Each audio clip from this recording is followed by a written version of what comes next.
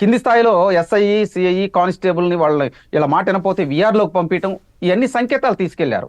ఇవన్నీ జరుగుతున్నది కూడా 4.5 సంవత్సరాల నుంచి జరుగుతుందండి. కాబట్టే నిజాయితీ కలిగినటువంటి అధికారులు కూడా వీళ్ళ దెబ్బకు భయపడుతూ ఉన్నారండి. మీకు ఇంకో అంశం కూడా చెప్పాలి నేను.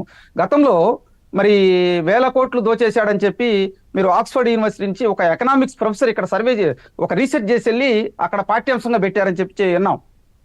ఈ మధ్య కాలంలో 175కు 175 వస్తాయి అని చెప్పి వీళ్ళు సోషల్ మీడియాలో పెట్టుకోవటం వల్ల ఆక్స్ఫర్డ్ యూనివర్సిటీలో ఒక విద్యార్థి జాన్ జిబ్లెట్ అనేటువంటి ఒక ప్రొఫెసర్ గారికి చెప్పారంట, సార్ ఇది ప్రజాస్వామ్య దేశం కదా, మరి ఆంధ్రప్రదేశ్లో ఈ విధంగా ఉందన్నప్పుడు దాని మీద నేను స్టడీ చేసి వస్తానని చెప్పి 1 year క్రితమే ఆయన ఇక్కడికి వచ్చాడు. వచ్చి ఇక్కడ ఉన్న పరిస్థితులు చూసి ఆయన ఒక రీసెర్చ్ కథనాన్ని తీసుకెళ్లి ఆక్స్ఫర్డ్ యూనివర్సిటీలో ఉన్నటువంటి తన స్టూడెంట్స్ కి చెప్పారు, జగన్మోహన్ రెడ్డి ప్రజాస్వామ్యాన్ని ఏ విధంగా అపహాస్యం చేస్తున్నాడు అనేది. ఇది పెద్ద ఆర్టికల్ గా కూడా వచ్చిందండి చాలా పత్రికలో. నేనేమంటానంటే జగన్మోహన్ రెడ్డి అనేటువంటి వ్యక్తి తన అధికారంలో ఉండటం కోసం మరి దేనికైనా బరి తెగిస్తారంటానికి ఈ 175కి 175 గెలుస్తామనేది ఒక ఉదాహరణ. మీరు చెప్పినట్టు ఇక్కడ పోలీస్ అధికారులనే కాదండి, కీలకమైనటువంటి శాఖ పంచాయతీరాజ్ వ్యవస్థ అండి. మీరు గమనించండి, పంచాయతీరాజ్ వ్యవస్థ ఈ రోజు ఆంధ్రప్రదేశ్ లో ఉందా అంటే ప్రశ్నార్థకమే. ఎందుకంటే సచివాలయ వ్యవస్థను తీసుకొచ్చి విఆర్ఓలను పక్కన పెట్టేశారు. గతంలో విఆర్ఓలు భయపడేవాళ్ళండి ఏమన్నా గ్రామీణ స్థాయిలో ఏమన్నా చేయాలంటే.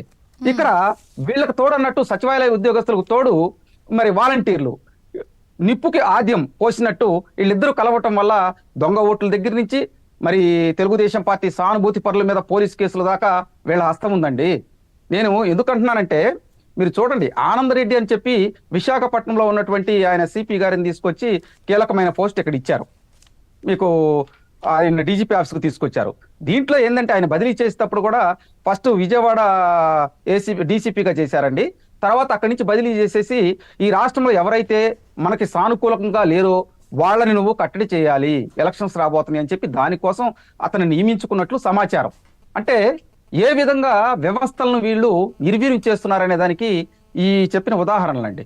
వ్యవస్థలను మార్చేస్తున్నారు. ఎవరన్నా కానీ వీళ్ళ మీద మాట్లాడితే మీరు చూడండి, పర్చూరు ఎమ్మెల్యే ఏలూరు సాంబశివరావు గారు ఆయన ఇక్కడ దొంగ ఓట్లు ఉన్నాయి అని చెప్పి కీలకమైనటువంటి ఆధారాలు ప్రవేశపెట్టి మరి ఆయన ప్రైవేట్ కేసు హైకోర్టులో వేసినప్పుడు కొంతమంది అధికారుల్ని అక్కడ సస్పెండ్ చేశారు. ఆయన మీద పగబట్టేసేసి ఆయన మీద అక్రమమైన కేసులు బనాయిస్తూ ఉన్నారు. ఆయన నానా ఇబ్బందులు గురి చేస్తూ ఉన్నారు. అదే విధంగా ఉరవకొండలో కూడా చూసాం. ఉరవకొండలో పయ్యావుల కేశవ్ గారు ఆయన ఒక పోరాటం చేశాడు. 2 Group 1 ఆఫీసర్లు సస్పెండ్ చేయించారండి. అది మామూలు విషయం కాదు కదా. ఆలోచించే ఇప్పుడు మొన్న అమిత్ షా గారితో చంద్రబాబు గారు కలిసినప్పుడు ఇవన్నీ కూడా దృష్టికి తీసుకెళ్లారా? ఒకటి, రేపొద్దున మీరు రండి సోలోగా అని అంటారు కదా, మరి ఇప్పుడు ఈ ఆవశ్యకత ఇవన్నీ చెప్పే ప్రయత్నం ఉందా? రేపొద్దున అసలు ఇవన్నీ గాడిలో పడతాయా? కేంద్ర ప్రభుత్వం దృష్టికి తీసుకెళ్ళినా లేదా మోదీ షా గారి దృష్టికి తీసుకెళ్ళినా ఇవన్నీ అసలు గాడిలో పడతాయని అనుకుంటున్నారా మీరు? విజయ్ చంద్రిక్ గారు, మా చంద్రబాబు నాయుడు గారు అమిత్ షా గారికి కలిసినప్పుడు కాదండి, అప్పుడు కాదు, దాదాపు 4 సంవత్సరాల నుంచి మేము కీలకమైనటువంటి ఆధారాలతో లెటర్ల రూపంలో ఆ పెన్ డ్రైవ్లు కూడా పెట్టి పంపించాం కేంద్రానికి. గవర్నర్ గారికి ఒకటి, డీజీపీ గారికి ఒకటి, కేంద్రంలో ఉన్నటువంటి హోంశాఖ వారికి ఒకటి. విచిత్రం ఏంటంటే ఇక్కడ ఉన్నటువంటి డీజీపీ గారు మరి ఆయన ప్రతిపక్ష పార్టీ వాళ్ళు ఎవరైనా కలవాలంటే కలవటానికి అవకాశం ఇవ్వండి, మమ్మల్ని ఎందుకో అంటరాని వాళ్ళగా చూస్తున్నారు, ప్రభుత్వ సొమ్ము తీసుకుంటా. మేము చాలా సార్లు ఈ విధంగా జరుగుతుందండి డీజీపీ గారు అని చెప్పి మొరపెట్టుకోవటానికి వెళ్ళినా కూడా గేట్ నుంచి లోనకి చెప్పారు. సత్యమూర్తి గారు, సరే ఒక్క పాయింట్ చెప్పండి. కళ్ళ ముందు అన్ని కనిపిస్తున్నాయి, ఫెయిర్ ప్లే ఉంటదా ఉండదా అనేది అనుమానం కిందే ఉంది ఇవన్నీ చూస్తుంటే. ఏంటి, ఏం చేయాలి? ప్రతిపక్షాలు టార్గెట్ గానే వెళ్తోంది ఇదంతా.